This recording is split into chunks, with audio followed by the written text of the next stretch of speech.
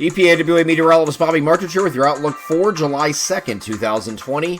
For your Thursday, expecting partly to mostly sunny skies across the region today. Still cannot rule out a stray shower in a few spots, but it wasn't high enough to put in the forecast graphic. So if you look at our local forecasts, it won't mention that. I'm mentioning that here in this video so you can understand that there is a very slight chance, and usually less when we say very slight not put in the forecast, it means it's a less than 20% chance to see a shower. But it is a non-zero chance today, and that would be later this afternoon and early evening if that were to occur. Otherwise, partly to mostly sunny for the majority of you, and it's going to be turning much hotter again. This upper level low that was influencing the region for the last couple of days, if that wasn't there, this entire time would have been in the 90s. And then since we have a very strong ridging in place here, but that upper level low was a result of an omega block across the country, and that allowed a little bit of troughiness. In the last couple of days, where we saw temperatures that were generally in the lower 80s, and then when it rained, you get a rain shower move through, you lower temperatures, and you go back up again. It was a back and forth cycle. That has not moved away. And if it was not there, it would have been in the 90s the last couple of days. But lo and behold, it's out of the region today, and because of that, we're back to near 90 degrees, or even some places in the 90s today. But we will get even hotter on Friday with one of the hottest days, actually probably the hottest day this entire year thus far. The caveat to this is there is a backdoor cold front moving off to the southwest, and that is going to bring some showers and isolated showers and thunderstorms, especially for our northeast locations as that moves off to the southwest. So it's coming from an odd direction. Usually cold front's coming from west to east. This is coming from northeast to southwest. And because of that, we have an isolated thunderstorm possibility here later on Friday afternoon, Friday evening.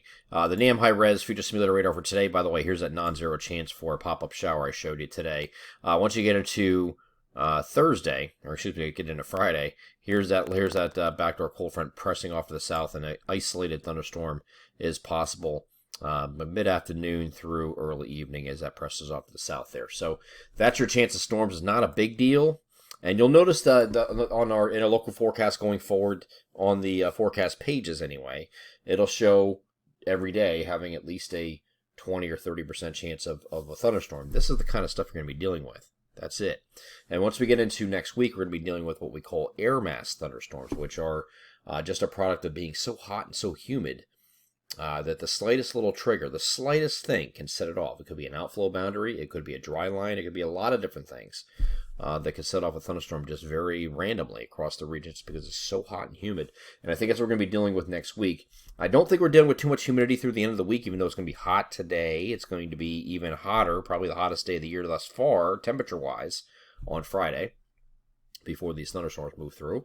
Temperatures in the 93 to 95-ish range for highs for most areas here on Friday, so it's going to be very hot.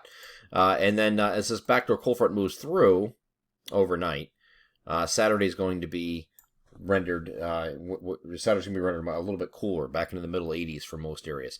There still is a stray shower possibility here on Saturday, 4th of July. Again, a non-zero chance. And you're going to see this as a recurring theme going forward, that every day you're going to have these air mass thunderstorms still a possibility because the amount of humidity that's involved.